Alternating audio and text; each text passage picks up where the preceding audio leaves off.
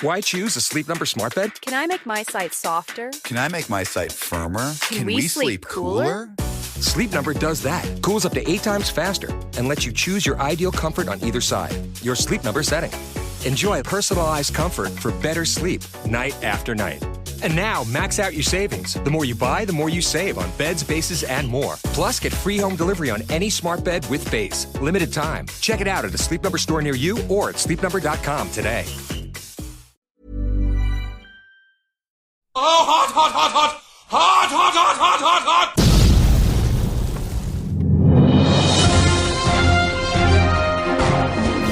Hot topic.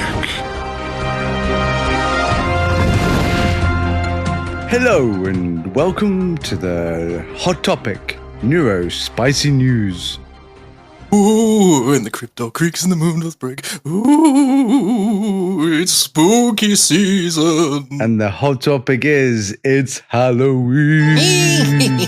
Yeah. Insert sound effects here later in the edit. That'll be fun. Yeah, that would be good. Yeah, we'll put, yeah.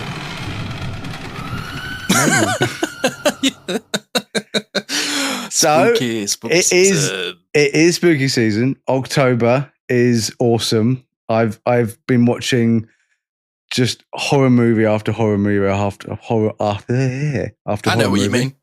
Yeah. And horror series is Welcome to Derry started as well. So I've watched the first episode of that. Well, I need to watch that.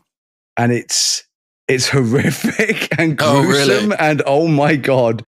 And I don't get bothered by horror, which is what we're gonna talk about this. But when I watched it, I'm still thinking about that episode. And that is the sign of a great must have been a good one. Is that I'm still going, that is so messed up. And I'm so used to like really, really messed up horror. But even I was like, whoa.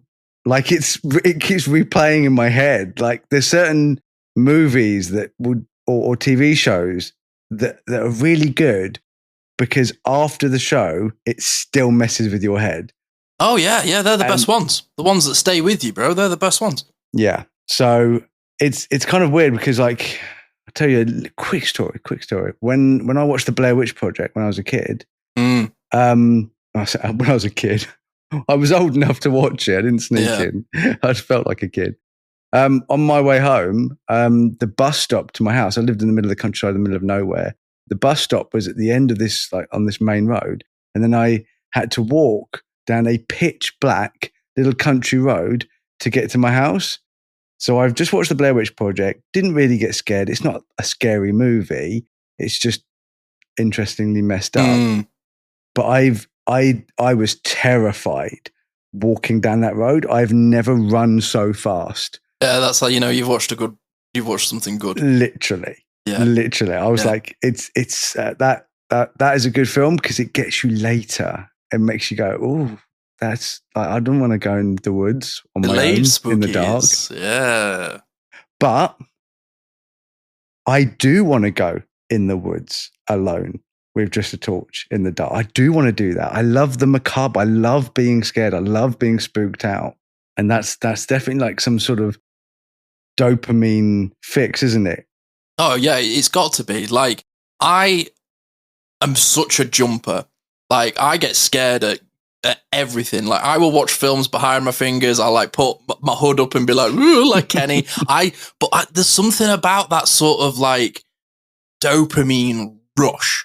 Like, I actually feel like so alive, like when I'm watching horror films, like, and it just really sort of takes me into a bit of another world where I just sort of like live on my nerves for a bit. And even though it's not like comfortable always, the rush that I kind of get from it afterwards, I'm a bit like, oh, like I just really enjoy sort of the whole like environment. I love like the worlds that sort of are in horror films as well, or just like, you know, macabre, like sci-fi and things like that. And I've always been really drawn to it, dude. I don't know about you, but like whenever I used to go to like comic book shops or like movie shops, it was always the covers or the toys or the comics of scary shit that always used to draw my eye. Even though I was like scared of it, I always used to really like looking at like the Xenomorph dolls or like the Predator ones. And I used to like be quite scared of like Terminator as well. When I first saw Terminator, I was like, oh, who's a Terminator? And there's something about it where I just get really drawn in. I'm like so interested, like that sort of like pattern matching data gathering kicks in. And I just want to know loads about these films or this media. And it can become a special interest, even though I'm not getting a joy from it. I'm scared, you know, like I find I just get drawn into it. Being scared, if it wasn't such a draw, horror films wouldn't exist. Horror books wouldn't exist. Right. They wouldn't be so popular. Stephen King wouldn't be one of the best-selling authors on the planet. Absolutely. With probably the most amount of movies made from any author's work. Correct me if I'm wrong on that. I didn't check that. But it is crazy like how much of his stuff has been turned, like his other media. Every crazy. 5 minutes, I'm like, oh, it's another Stephen King thing. And it's not all good. But a lot of it is good. And I think for me, I've experienced real fear, like fear from my life, actual fear because of people. And I've experienced death in real life. So when I see it in a safe environment where it's not real because it's a movie or it's a book or it's like last night, Sylvia and I went to Shocktober at Tully's Farm. It's like a fright night, very, very popular. And it's like a Halloween haunts. So it's like different themes. There's like a clown one. And scare mazes and stuff. Yeah. Yeah. Yeah. And there's like a witches one. And it was so many, it was like 12 different, like the haunted hayride, and it has all the actors and they jump out from everywhere. That doesn't scare me, but I really enjoy it. I really enjoy the aesthetics. I enjoy the character acting. I enjoy the makeup. Sylvia and I both had makeup. You know, Sylvia's looked amazing. Mine looked like I had done it myself because I had. But everyone was complimenting us on our makeup and costumes and stuff, which was really, really nice. But it was a really fun time. And everyone there is having a great time. Even the people that are screaming and genuinely terrified. I've seen some people absolutely brick themselves. Oh, yeah, I would have been one of those. You would have peeled me off the roof in some of them rooms, genuinely. But they're loving it. It's that adrenaline rush, but that understanding that you're safe. It's not real. And I think that's why people like to be scared, because it's safe scared. You're like, it's not at genuine fear. It's like bungee jumping, isn't it? You're jumping off the building, you're getting the fear of falling, but there's a safety net. Like there's a rope. I'd actually be more worried about bungee jumping. But you know what I mean? I'm using the metaphor, you know what I mean? But I'd still be more scared of bungee jumping. I'm like, but I don't know who fixed this. I don't know who did this. Yeah. But yeah, I just I do. I think it's that fascination with something that's so messed up as well, because obviously the idea of like a serial killer, like real life serial killer. I mean, I remember getting to serial killers as a special interest, and I always feel guilty every time I like watch something about serial killers or I'm fascinated, or I'm like, oh, I really love this program about this serial killer. I really love this book about the serial killer.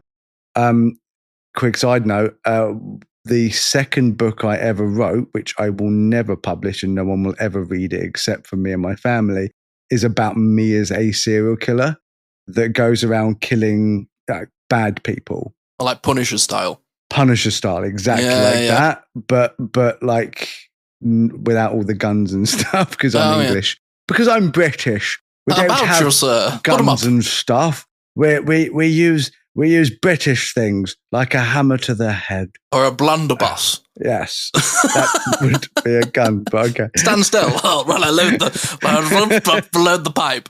Yeah. But yeah, it's a very, very dark book. And I remember one of my friends read it and they went, "Don't ever release this. You might be looked at by the police." And I'm like, if Stephen King isn't looked at, I'll be fine. But there is this obsession. But I feel really guilty because then I'm like, right, but that person actually killed people, like real people. And the people that they did it to as well, yeah. And then I kind of feel guilty that I'm fascinated by the serial killer, where I should be giving a lot more thought and a lot more attention to the victims, because they're the people that should be remembered, but they never are, because we are so fascinated that a human can do the most horrific things. Yeah. And I think there's always going to be a fascination with that. And I think that's what overall, just horror in general, is the fascination of just like, what is the worst thing that my brain can deal with. That's why I love the Mindhunter series so much, because it really delves into who and why are these horrible people doing this. And I've had weird looks before where somebody was like, "Oh, what do you know about serial killers?" And I was like, a disgusting, frightening amount, if I'm honest. Too much. Like, I was literally watching a trailer for something the other day and I was like, that's the son of Sam, that's BDK, that's John Wayne Gacy. And I was like naming all of these people. And somebody was like, "Why do you know about all this?" And I was like, honestly, I don't really know. I've kind of watched some films, I've watched some documentaries, and then I've just done the thing that most of us do, which is just deep dive research.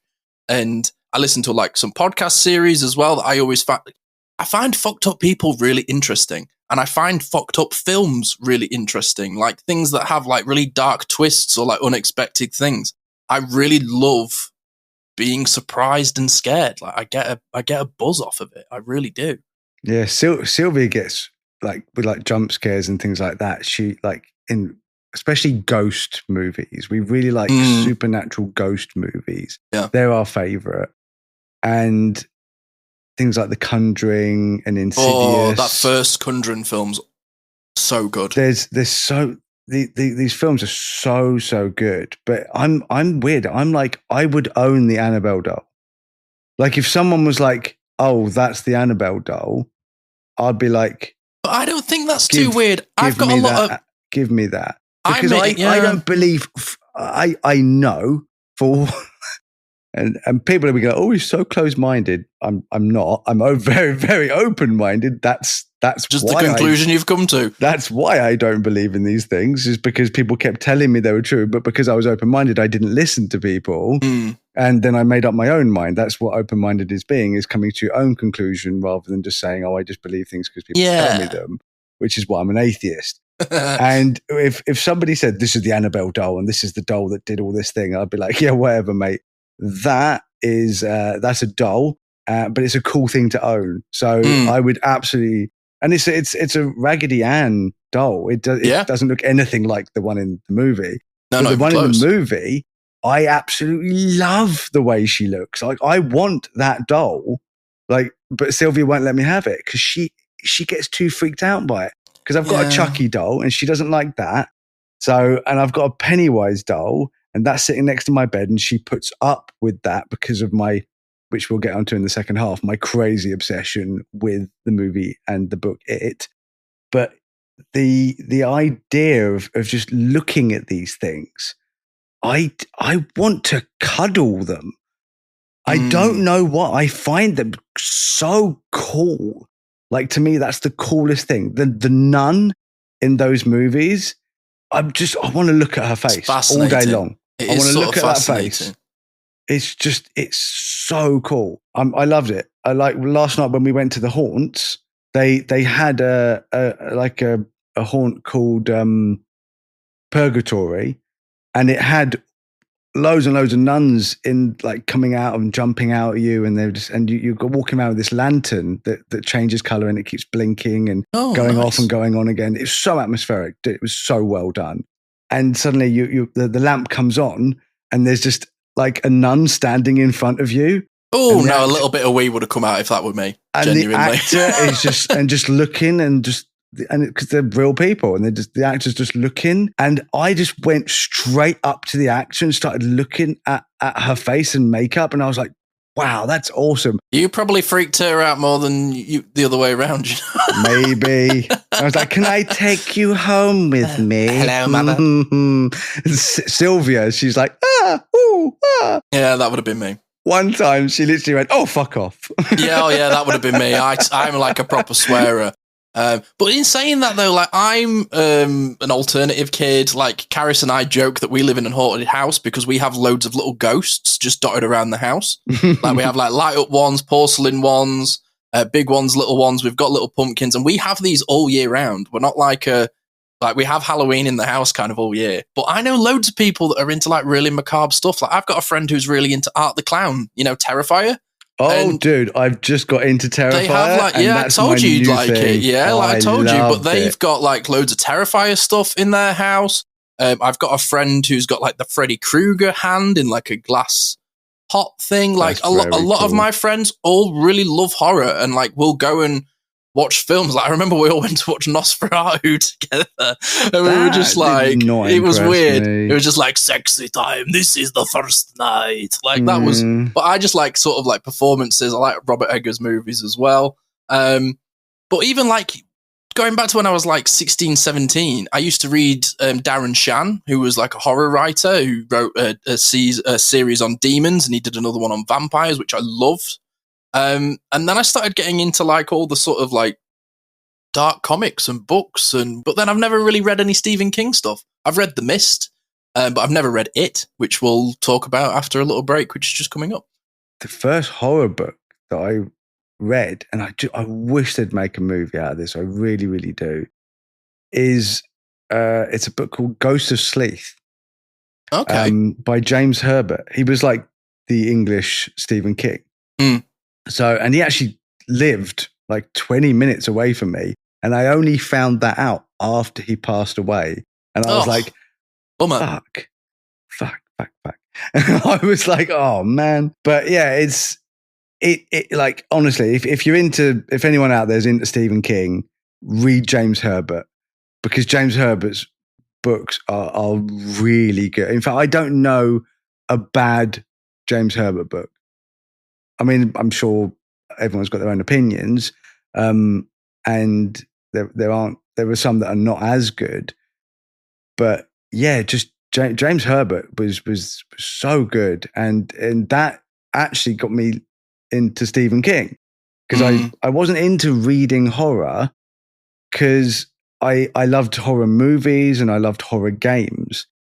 Now, horror games, that's the only time I actually get scared ever. Oh yeah, like just ever. And really? horror VR games are like that fear that everyone else was feeling at the haunt, or people when they're watching and they jump and they scream and all this stuff that Sylvia does and Sophie does, and I can't do it. I want to activate that part of me, but it just won't work because I want to feel that.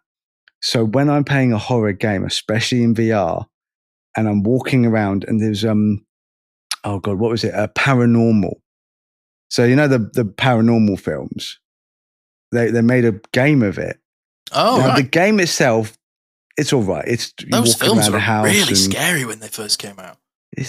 They really scared me. I don't know why. I just went, because I hate when things are like are based on real events, and I'm like, that's not real though, is it? That's not a real. It's based event. on a real idea I wrote down on a napkin on a lot of a film. It's based on people really making up stuff, but whatever. Like that doesn't really matter to me as long as it's good. I will enjoy it. You're just walking around this house, and you know it's like a puzzle game, and you have to figure out this key opens that door, and how do you get through that loft, and I'm just rumbling through this drawer. And then I turn around and then there's just like this freaky witch ghost just goes, right in my face. And this is VR. Yeah, and I've got intense. My headphones on. It shit me up so much. And I had to take it off. And that does not happen. I took the VR helmet off. I was like, what the fuck was that? Yeah, this is why I don't play these games. Like, I got through about 5 minutes of Alien Isolation before weeing myself. That game is scary, dude. I love that feeling. Such a scary game. Yeah. The horror games are But you know what is, fun. just before we go to the break, do you know one of the best experiences I've ever had for horror, ever, genuinely, ever? I went to see the play Ghost Stories. Have you ever seen this or heard of this? I've heard of it. Yeah, it's written by Jeremy Dyson and Andy Neiman. You may recognise Jeremy Dyson because he's one of the writers on League of Gentlemen.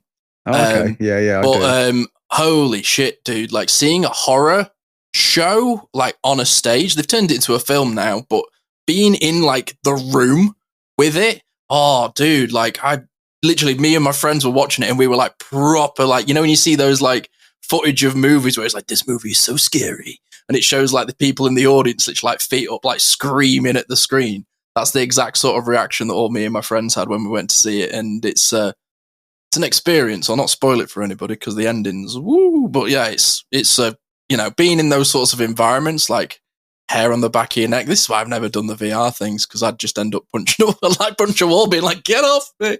Yeah, where am I? I can only imagine, because like I said, I feel like I'm dead inside when it comes to horror and being scared. So if I get scared of horror, imagine someone who's genuinely jumpy or just like watching a movie, they would absolutely crap themselves. Yeah. But yeah, no, let's have a break, and then we can talk about the greatest horror movie ever made when we come back. I'll be back. We'll be back. Ooh. Why choose a Sleep Number smart bed? Can I make my site softer? Can I make my site firmer? Can we sleep cooler? Sleep Number does that. Cools up to 8 times faster and lets you choose your ideal comfort on either side. Your Sleep Number setting. Enjoy personalized comfort for better sleep night after night. And now, max out your savings. The more you buy, the more you save on beds, bases, and more. Plus, get free home delivery on any smart bed with base. Limited time. Check it out at a Sleep Number store near you or at sleepnumber.com today. This is a Neurodivergent Experience public announcement. If you live in England and you or a loved one is waiting for an autism or ADHD assessment, you don't have to wait years. RTN Diagnostics is now part of the NHS Right to Choose scheme, which means if your local wait for a consultant-led autism or ADHD assessment is more than 18 weeks, you can choose RTN instead, and it won't cost you a penny. Jordan chose RTN for his own family because their care and attention to detail was second to none. They didn't just diagnose autism and ADHD, they looked at the full picture, including PDA, OCD, anxiety, and more. The team is friendly, neuroaffirming, and comprises many neurodivergent individuals, so they truly understand.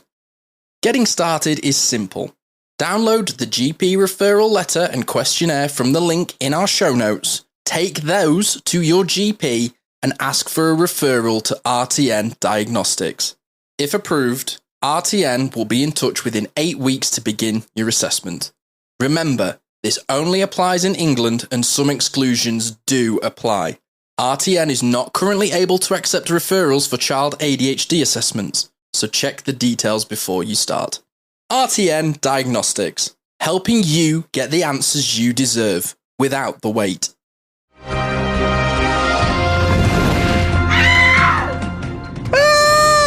Ooh, spooky. Sorry, everyone. Yeah, we've been talking about all the things macabre and why so many of our people just seem to be obsessed with getting scared, even though going outside's scary enough. Why not watch a horror movie?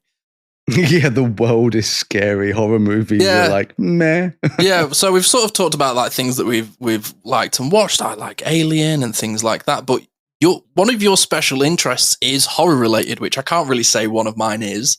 But you love Stephen King's It, don't you, dude? After Lord of the Rings, and everybody knows my obsession with Lord of the Rings, I've literally got a Balrog tattoo on my arm, and I've just got Lord of the Rings. I'm going to Hobbiton for a second time ever next year. I've already booked my second breakfast tour. I'm obsessed. Ooh, love it. After Lord of the Rings, Stephen King's It is my favourite book of all time. and it is one of my favorite movies of all time. And it. There's just so much about it that I relate to, just as a person, but especially as a neurodivergent person, that it supersedes the horror element that interested me in the book and the movie in the first place. It's the story of the kids. It's the world building. A lot of people will say, and I've heard this so many times, that Stephen King tends to drag on a bit. Like, it's almost like, get on with it, dude. You know, there's definitely an argument you could say, well, if I was going to read it, I would like the abridged version of it rather than the unabridged version. But I'm listening to it because I can't do books nowadays. But I've read it twice and I'm listening to it for a third time because it's horror season. And obviously with the new TV show come out as well, I thought, yeah, I'm just going to listen to it again. And it's so good because it has so much backstory for each character. And I think that's where a lot of horror movies fail for me. It was where a lot of movies, especially action movies, fail for me, is there's not enough character building, or there's too much character building that you just like, oh, just get on with it. And then there's not enough where you just like, I don't really care about that person. So, oh dear, they died.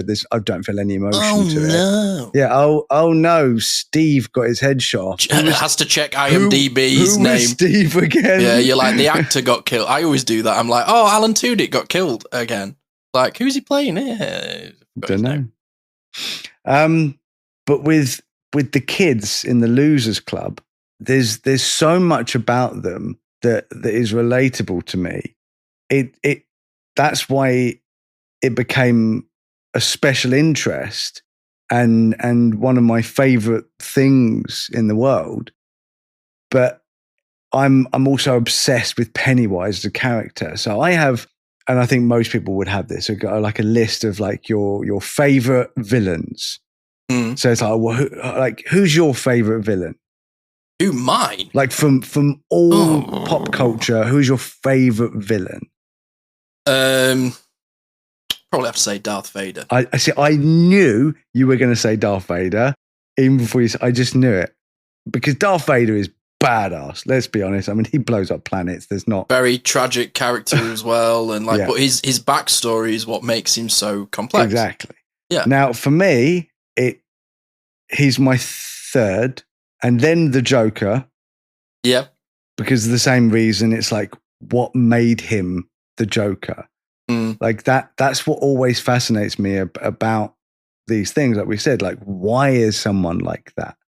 What made them like that? But the thing about Pennywise, about it, is that they're an alien whose only purpose is to kill and feed and then hibernate and then pop out 26, depending on if you the book or the movie, 27 years later, and kill and feed and then go back into hibernation.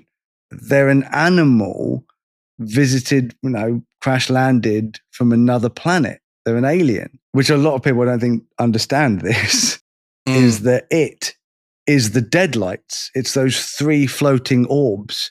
That's what it is in its true form. How the kids see it, how the victims see it, is completely based on what they're scared of and their genuine fear. Now, the idea of this came from Stephen King, his fascination with John Wayne Gacy, who didn't dress up as a clown and kill people, as far as I know.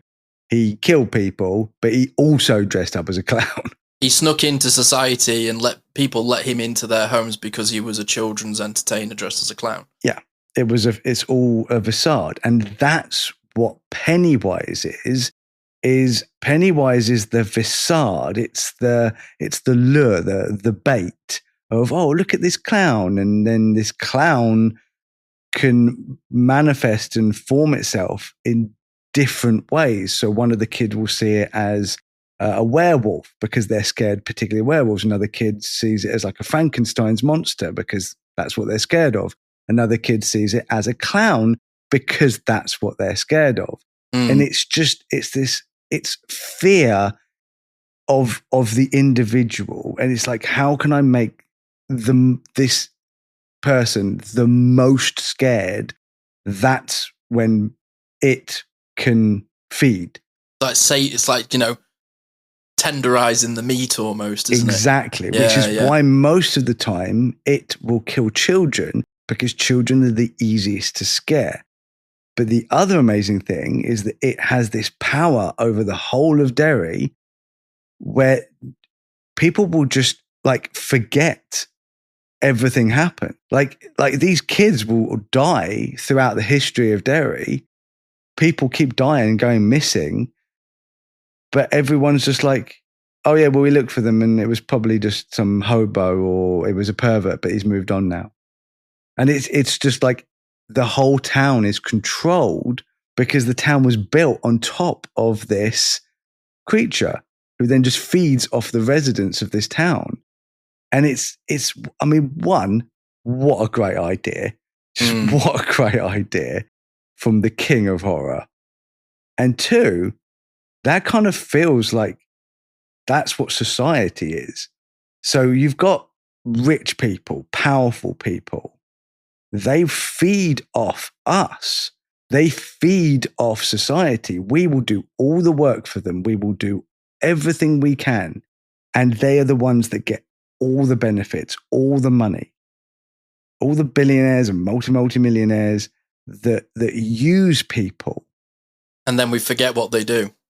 And then we blame each other and no one's looking in their direction because we're so busy fighting each other. And like Stephen King understood this like all this time ago, that it's like the whole thing about. Well, John Wayne Gacy ran to be a political figure as well. It wouldn't surprise. I mean, we already know some political figures are definitely criminals and most likely pedophiles. Release the Epstein files. But then you've got this ragtag group of kids that have all their own individual traits and problems. But when they band together, the losers, the ostracized, the bullied, like it's the whole thing about is that they're bullied, and them being able to overcome their bullies is what then strengthens their bond, which means that once their bond is strengthened, that's how they're able to then defeat Pennywise. Because all the kids that he will go after, it's individual.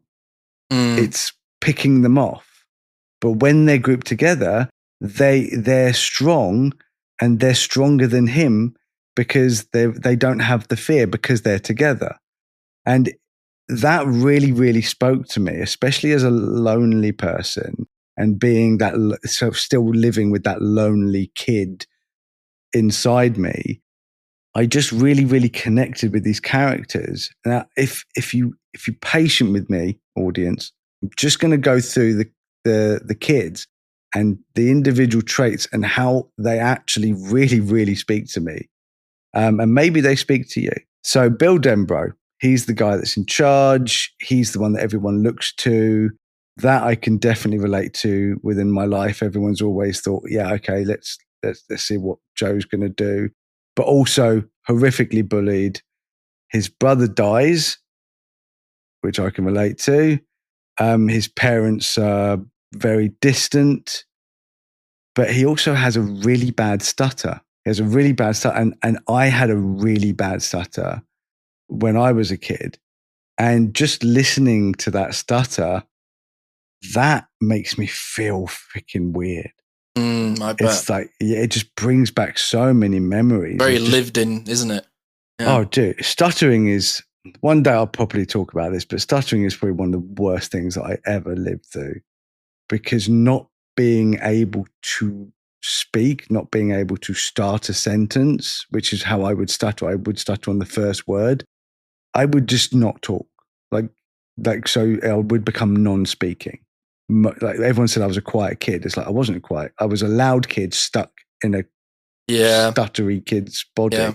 Ben Hanscom, the chubby, forgotten about, underestimated loner. So he's completely lonely at the beginning. He has no friends whatsoever, but he doesn't understand how that's not a problem because he has his books and he has education and he has his own interests. So he's completely fine with just being by himself and just getting on with his life. And that I really relate to that in the fact that, like, I so often thought, well, I don't even need friends. And then when he actually meets the other kids and realizes, oh, wait a minute, not everyone's a bully, not everyone's mean. You know, there are some other nice people out there. It makes him the happiest he's ever been. And it's like he finds his people, which I can definitely relate to. Richie Tozier is the loudmouth one. This kid is just ADHD. Yeah. He's like, there's so many often times that Stephen King will literally describe him as being unable to not say something. Like, even if he's just, I'm not going to say it. I'm not gonna, he also has a lot of echolalia as well. Like in the film performance, like they really sell his sort of neurodivergent traits. Yeah, in the film, he's a stand-up comedian, but in the book, he's a radio host. And you can see like there's a big time difference in what the sort of careers are. But it works the same because it's all, they call him the mouth because he's always doing voices. He's always trying to portray himself as somebody else because he's not happy being himself, because he knows that himself is a very annoying, very bullied, very triggering person. But the wonderful thing is that the rest of the Losers Club, especially Bill, they all accept him. They know he's annoying. They know he's really triggering. They can't stand some of the things he does, but they love him and they accept him. And that for me, when that chokes me up, man, I absolutely love that because after getting over my stutter, I was then Richie Tozier. Like, you couldn't shut me up. Yeah, once you started, you couldn't stop. Yeah. Literally. Yeah. Like, I was Richie Tozier trapped in a Bill Drembo body. I've been all three of these kids, though. I've never had a stutter, but I have in moments been all three of these kids. Exactly. Then you got Eddie. Eddie Kasprak is is Bill's best friend. He's a little kid, and his mum is just Munchausen by proxy. Like, that's what she's doing to this poor kid. So he's got an aspirator. He doesn't need it.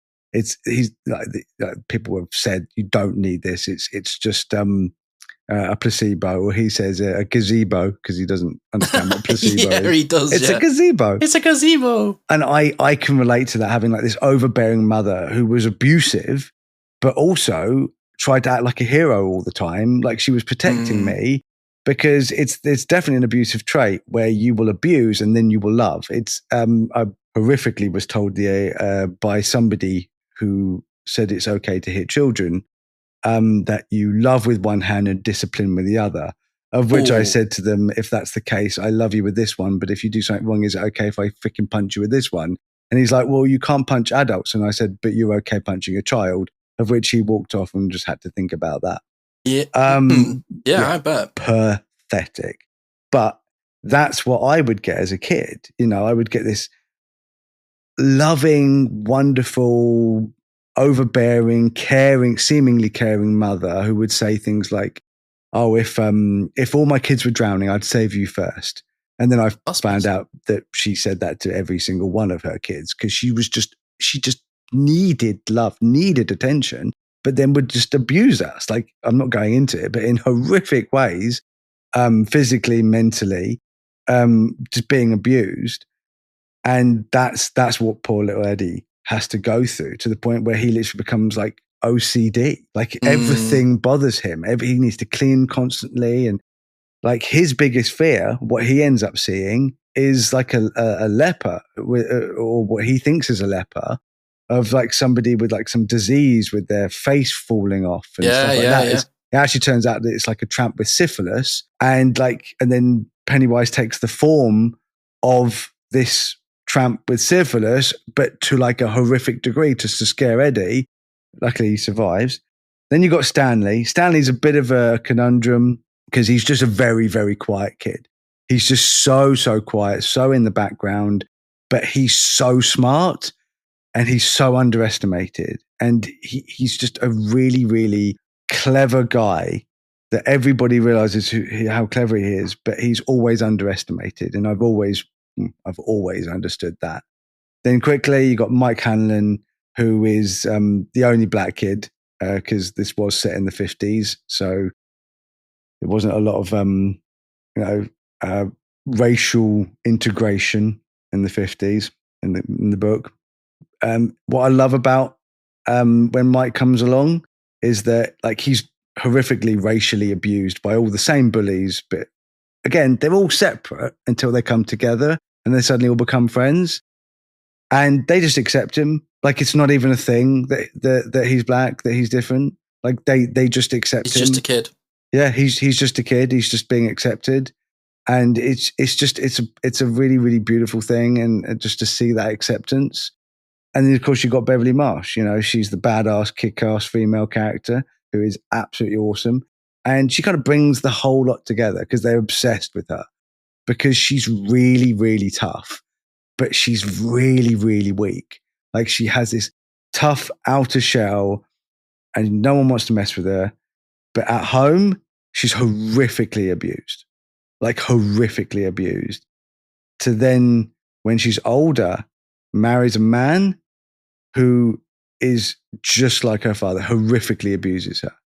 So she's just this woman that on the outside has so much going for her, is so smart, so beautiful, so kick-ass, but she has no self-worth. And that to me, that is so many high-masking neurodivergent women are exactly like that. They have so much ability, but they don't believe in themselves and they accept mediocrity from others and how they're treated because they don't believe how or understand how great they are. And if you're a female out there who's listening to this and you're feeling like that, I guarantee you have so much more potential than people will ever give you credit for. And it always upsets me to think that so many neurodivergent people are never reaching their full potential because we're so ostracized. Yeah. And these kids coming together, this losers club, it just made me feel like me and you and me and my other friends, how we come together and we're just better for it. We're better for being surrounded by the same people. We're all so different, but we all have one thing in common, which is the way that we're treated. Yeah, which is exactly the same as these characters. So it's not just about the horror element and the fact that Pennywise is the coolest looking villain ever, and it's just absolutely awesome. I'm getting a Pennywise tattoo, like I'm obsessed. But it's the story behind the Losers Club, the heroes of the story. It's just so real. And thank you for listening. If you made it that far. Yeah, nice little info dump on a Friday afternoon for you if you're listening on that time. But this is one of the things that I love sort of about horror is it's the hope. It's the sort of the hero overcoming horrific, terrible odds. Sometimes they don't always do, and that's what's tragic about it. And I think there's the sort of films that hit home more for me. But you're not alone in this, dude. I know so many people from our community that are into really dark-minded media and really delve into it and love it, but they always say it's the humanity in it that draws them in. So I'm interested to know, you've listened to this, you've listened to our sort of little Halloween horror dump. What sort of films do you like watching? Are you into scary stuff as much as we are? Are you like me? Are you a big scaredy cat peeled off the roof? Are you like Jordan, just deadpan faced? That's like, it's not that scary, mate. But I'm interested to know sort of, if it relaxes you, like what do you get from it? Because I live in a permanent haunted house and it's not just because of the spider webs I won't clean up, it's because of the items in it and the colours and everything like that. No, thanks for today, dude. I really enjoyed this one. Nice little Halloween horror special. It's not very often that an episode drop for us falls on a Friday when it's Halloween, so it was nice to do it. Perfect timing. Perfect timing. So everyone's had a good October and looking forward to the Xmas season that is now November and not December. Oh, dude, I literally walked into the range yesterday thinking I'll just grab up a few more Halloween things just for a laugh. And the entire section had been depleted to one shelf and everything was 50% off. And I'm like, it's Monday. Halloween is Friday. Yeah, it's it always messes with my head, that. But everywhere now, there is just Christmas stuff. Yeah. And you're just like, what happened? And then I'm like, oh, I really like those reindeer lights. I might grab them. Oh no, they got you. No. I had that in my Tesco, my local Tesco. We went the first weekend of September. There was no Halloween stuff out, but they'd already started putting the Christmas stuff out. And then Halloween sort of like followed, and we were both just stood there going, pretty sure this is the wrong way around. I'm not going to try and I like Christmas, I think. No, I'm doing the November. I listened to my followers on Facebook, and they said it will make me happy doing it, and then it did. So we're gonna have. Maybe I'll give it a try. We're gonna have a long weekend of horror. So we'll carry on the Halloween theme. We're actually on Friday today. We're actually all going to go and watch the new Shelby Oaks movie that came out. The Chris Stuckman. Yeah, with Mike Flanagan on board, which is really, really great. So we're all going there tonight, as of you guys listening. And Sophie's back. So Sophie's been on her amazing adventure, taking amazing pictures of turtles. And so I get the whole family. So we're all going together to watch this, and we're going to just eat lots of Halloween candy and just have a really, really cracking time, because life is just about enjoying yourself as much as it is about everything else. So, and then from next week, we can start thinking about Christmas. God, it's come quick, hasn't it? My God. Anyway, thank you so much for tuning in. Thank you very much for listening. We will be back on Thursday with another main episode. Don't forget, Ashley will be doing a nice, tranquil little session for you on Mondays. And as always, on the Friday, we will be back with a hot topic. Take care of yourself, everybody. Be kind, be safe, be spooky. We'll see you then. Nightly bye.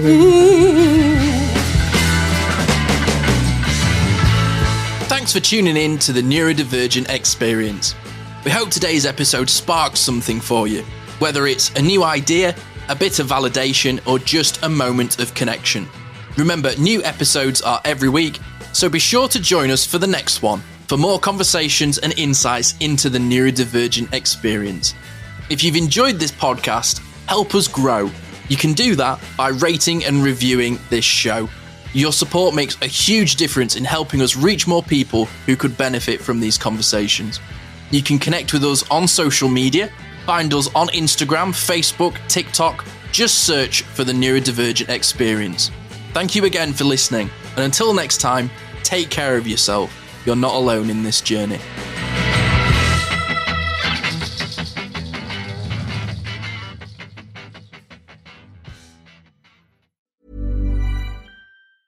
For 25 years, Brightview Senior Living Associates have been committed to creating a vibrant culture and delivering exceptional services, making Brightview a great place to work and live. If you're looking for a rewarding opportunity to serve your local community and grow, we want you to join our team. Brightview Senior Living is growing and actively seeking vibrant associates to join our community teams, including directors, healthcare, activities, hospitality, and dining. Apply today at careers.brightviewseniorliving.com. Equal employment opportunities. Text BV Jobs to 97211 to apply.